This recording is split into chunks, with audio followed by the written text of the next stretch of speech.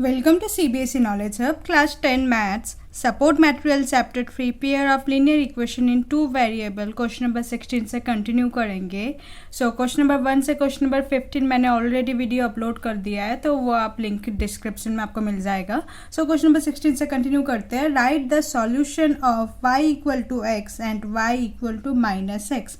आपको सॉल्यूशन लिखना है y इक्वल टू एक्स का। देखो y जो है, y का जो भी वैल्यू होगा वो x का भी वैल्यू होगा, लेकिन कंडीशन ये है कि जो भी y का वैल्यू होगा वो नेगेटिव में भी उसी का वैल्यू सेम ही होगा। लेट्स सपोज अगर यहाँ पर आप 1 लेते हो और x, तो दैट मीन्स x का वैल्यू भी 1 होगा। अगर ये 1 ही आप यहाँ चेक करोगे तो बट x का वैल्यू तो -1 होगा। सेम अगर हम 2 लेते हैं, यहाँ पर x का वैल्यू 2 होगा। y और यहाँ पर माइनस का साइन है, दैट्स वाई -2। 1 लो 2 लो कुछ भी लो तो उसका साइन क्या आ रहा है, एक में नेगेटिव आ रहा है, तो वो तो कंडीशन क्या है कि दोनों इक्वल होना चाहिए। तो हमारे पास एक ही ऐसा चीज़ है जो नेगेटिव और पॉजिटिव में सेम होता है, दैट इज 0।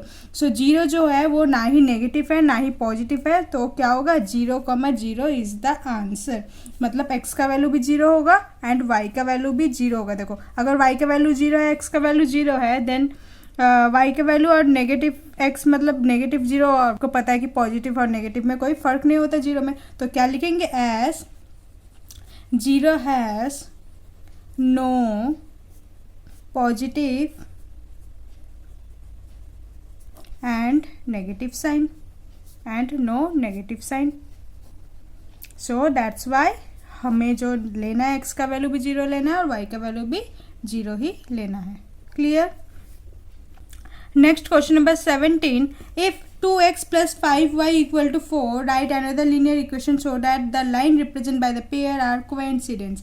तो आपको एक इक्वेशन दे रखा है। क्या इक्वेशन दे रखा है? 2x plus 5y equal to 4. That means आपको पता है कि आपको a1 का वैल्यू 2 दे रखा है, b1 का वैल्यू दे रखा है 5 एंड c1 का जो वैल्यू है वो है -4। क्लियर है?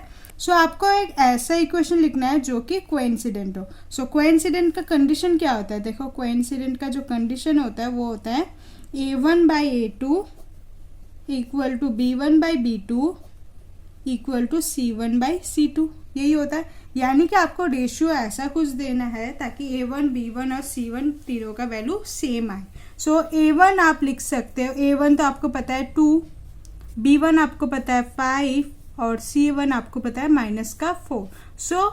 सिमिलर टेबल से मल्टीप्लाई करो। लेट सपोज से आप ये लिख सकते हो कि 2 है तो इसमें आप 2 2 जा 4 कर दो, सेम 5 2 जा 10 कर दो एंड -4 2 जा -8 कर दो। ठीक है, आपके इसमें आंसर डिफरेंट भी हो सकते हैं, यानी कि आप 2 × 3 कर दो, 2/6 लिख सकते हो, 5/15 लिख सकते हो, -4/12 लिख सकते हो, कुछ भी आप लिख सकते हो अपने अकॉर्डिंगली। मैं यहाँ पर a2 जो है वो 4 लेती हूँ, b2 जो है वो मैं 10 लेती हूँ एंड c2 जो है वो मेरा -8 है।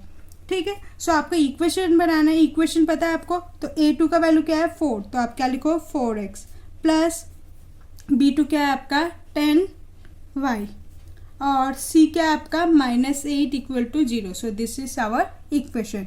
तो आप -8 को उस साइड भेज के पॉजिटिव कर सकते हो, 4x plus 10y equal to 8।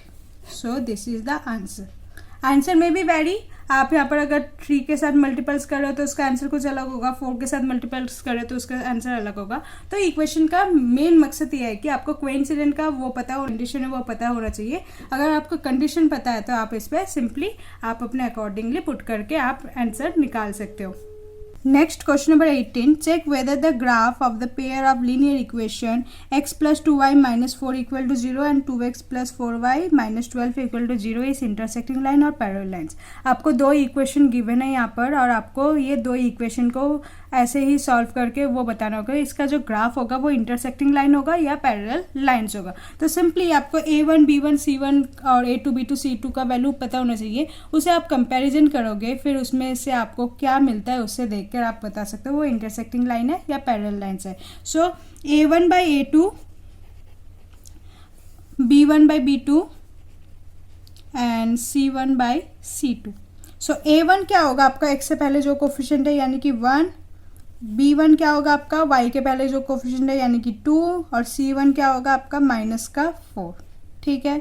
Next A2 क्या होगा आपका 2, B2 क्या होगा आपका 4 एंड C2 क्या होगा आपका माइनस का 12। क्लियर है आपको। नेक्स्ट इसे आपको सिंप्लीफाई करना, 1 और 2 सिंप्लीफाई नहीं होगा। B1 का देखो, B1 बाई B2 सिंप्लीफाई होगा 1 बाई 2 होगा, और C1 C2 का क्या होगा, माइनस से माइनस कैंसिल आउट 1 बाई 3। सो आपको क्या मिला देखो, A1 जो है A1 A2 1 बाई 2 है, B1 B2 भी 1 बाई 2 है। So A1 equal to B1 by B2। But जो C1 C2 का वैल्यू है वो हमारा आया है कि 1 बाई 3। सो C1 C2 का जो वैल्यू है वो is not equal to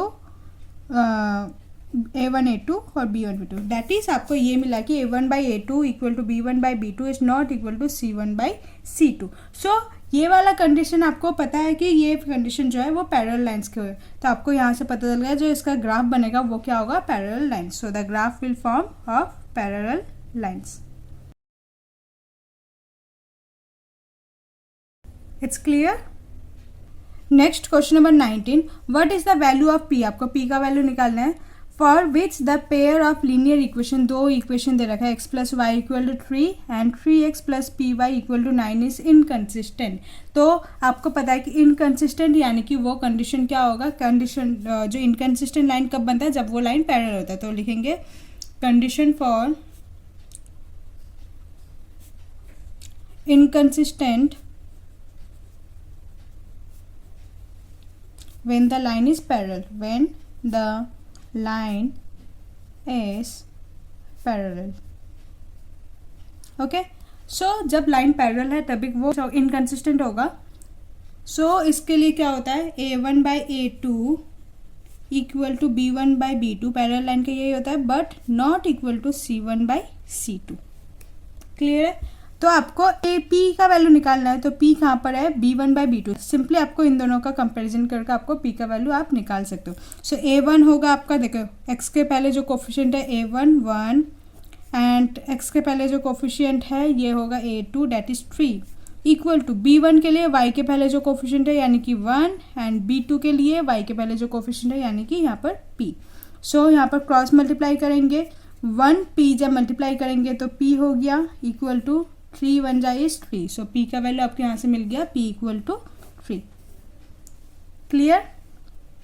next question number 20, if we draw lines of x equal to 2, अगर आप लाइन ड्रॉ करते हो जिसका x इक्वल टू 2 वाला and y equal to 3, what kind of lines do we get. आपको कौन सा type का लाइन यहाँ पर मिलेगा वो आपको बताना है। तो मैंने ग्राफ ऑलरेडी पहले से बना के रखा है। तो देखो if we draw line of x equal to 2, x equal to 2 यानी कि जो लाइन है वो x इक्वल टू 2 है ना, तो y का वैल्यू गिवन नहीं है, दैट इज ये स्ट्रेट लाइन बनेगा।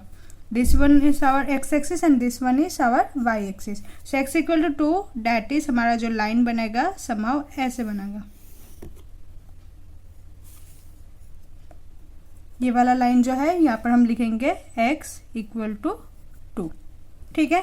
और क्या बोलता है, y इक्वल टू 3 यानी कि y के स्ट्रेट बनेगा, y equal to 3 that is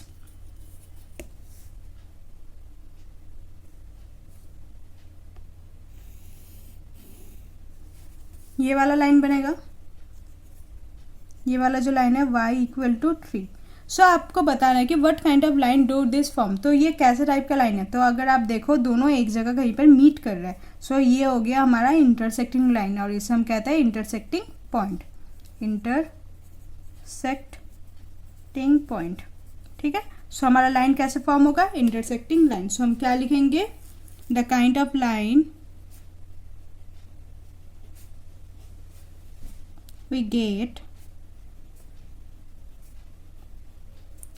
as an intersecting line।